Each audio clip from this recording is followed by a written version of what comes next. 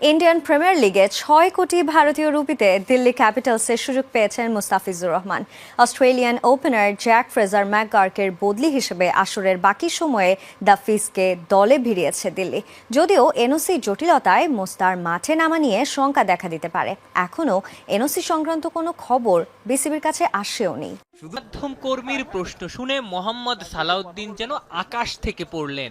যতক্ষণে তারা বিমানবন্দরে আইপিএলে মুস্তাফিজুর রহমানের সুযোগ পাওয়ার খবর যে ততক্ষণে ছড়ায়নি।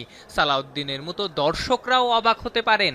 দুবাইয়ে ইউএইর বিপক্ষে খেলার জন্য যিনি দেশ ছাড়লেন, সেই মোস্তাক কি করে আইপিএল খেলবেন? মুস্তাফিজকে দলে ভিড়িয়েছে দিল্লি ক্যাপিটালস। নিজেদের সোশ্যাল মিডিয়ায় এই ঘোষণা দেয় দলটা। পরে আইপিএল এর ওয়েবসাইটে দেয়া এক বিবৃতিতে জানানো হয়েছে 2 কোটি বেইস প্রাইসের মোস্তা আইপিএল এর বাকি অংশে খেলবেন রেকর্ড 6 কোটি রুপিতে। এত পরিমাণ অর্থে বাংলাদেশের কেউই এর আগে আইপিএল খেলেননি।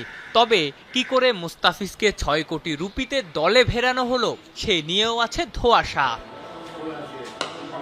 কিন্তু মজার ব্যাপার, মুস্তাফিজের আইপিএলে সুযোগ পাওয়ার ব্যাপারে ক্রিকেট বোর্ড এখনো কিছু জানেই না।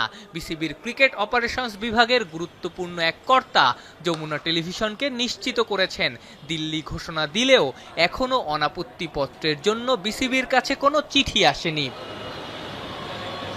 ক্রিকেট অপারেশনস বিভাগের সেই কর্তা জানিয়েছেন, আইপিএল দ্য 100-এর মতো বড় ফ্র্যাঞ্চাইজি টুর্নামেন্টগুলোর ক্ষেত্রে কোনো ক্রিকেটারকে কোনো দল সাইন করালে সংশ্লিষ্ট দেশের ক্রিকেট বোর্ড বিসিবিকে এনওসির জন্য বার্তা পাঠায়। সেই অনুযায়ী এখনও বিসিসিআই থেকে কোনো বার্তা পায়নি বিসিবি।